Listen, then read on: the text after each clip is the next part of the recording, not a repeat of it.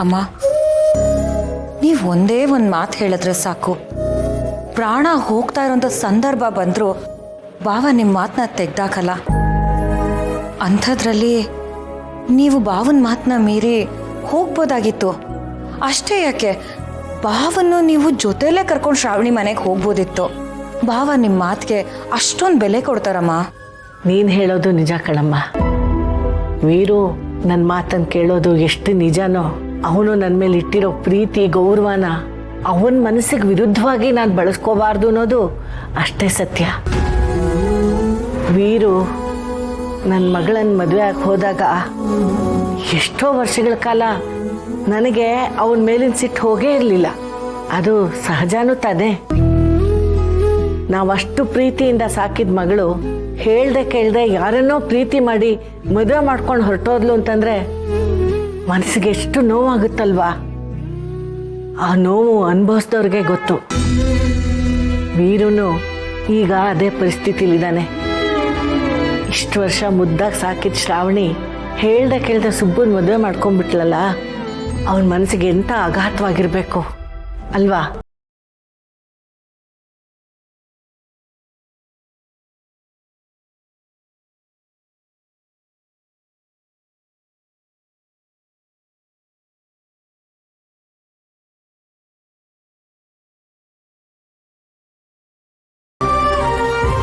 ಹಾಗಂತ ಅವನು ತನ್ನ ಮನಸ್ಸಿಗೆ ಬೇಕಾದ ಹಾಗೆ ನಿರ್ಧಾರಗಳನ್ನು ತಗೊಳ್ಳೋದಿಕ್ಕೆ ನಾನು ಬಿಡೋದಿಲ್ಲ.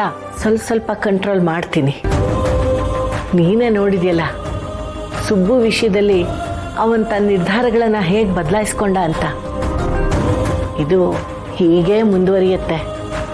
ಕಾಲ ಕೂಡ ಬರಬೇಕು ಅಷ್ಟೇ. ಸರ್, ಯಾರವರು? ಅವರು ಯಾವುದೋ ಯೂಟ್ಯೂಬರ್ಸ್ ಅಂತೆ. ಯಜಮಾನ್ರದು ಬೈಟ್ಸ್ ಬೇಕು, ಇಂಟರ್ವ್ಯೂ ಬೇಕು ಅಂತ ಹೇಳ್ತಾ ಇದ್ದಾರೆ. ಕರಿ ಅವನು. ಯಜಮಾನ್ರೆ, ಏಯ್, ಅಣ್ಣ ಹೇಳಿದ್ ಕೇಳ್ತಿಲ್ವಾ? ಕರಿ. ಬನ್ನಿ.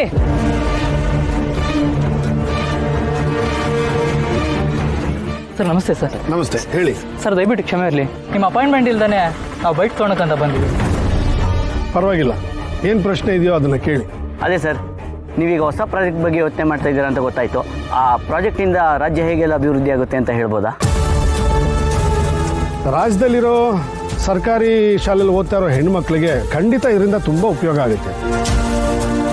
ಮೊದಲು ಹೆಣ್ಮಕ್ಳನ್ನ ಓದಿಸೋದೇ ಕಷ್ಟವಾಗಿತ್ತು, ಆದರೆ ಈಗ ಗಂಡು ಮಕ್ಳಿಗಿಂತ ಹೆಣ್ಮಕ್ಳೇ ಚೆನ್ನಾಗಿ ಓದ್ತಾ ಇದ್ದಾರೆ.